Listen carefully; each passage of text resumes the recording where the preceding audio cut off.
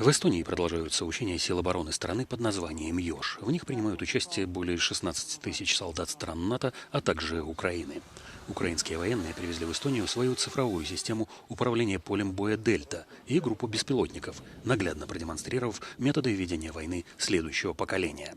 За 3 года войны украинцы узнали, сколь важно контролировать зоны у линии фронта, и в этом им помогают беспилотники. Senised manööverdused keset päeva suurte kolonnidega lihtsalt ei ole lahinguväljal enam võimalikud. Kehvemal juhul võib olla nii, et me kaotame mõne brigaadi õhtuks, vähemasti selle suurema osa lahingutehnika. Эстонские военные высоко оценили украинскую систему, которая была разработана в реальных боевых условиях, и рассматривают возможность принять ее на вооружение. Me oleme nagu suht nagu sellises kriitilises otsuse faasis, et see Eestis kasutusele võtta ja see ei sõltu minust.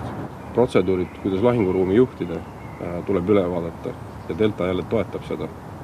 Meil ei ole endal võimekust sellist juhtimislahendust ise välja arendada, kui meil puudub teadmine, mis on parim praktika lahinguruumi juhtimiseks. Ukrainlased on selle läbi teinud. Ранее власти Эстонии неоднократно заявляли о нарастающей угрозе со стороны России, а министр обороны страны недавно предупредил, что она еще больше возрастет после окончания войны в Украине, поскольку Москва перераспределит свои военные силы.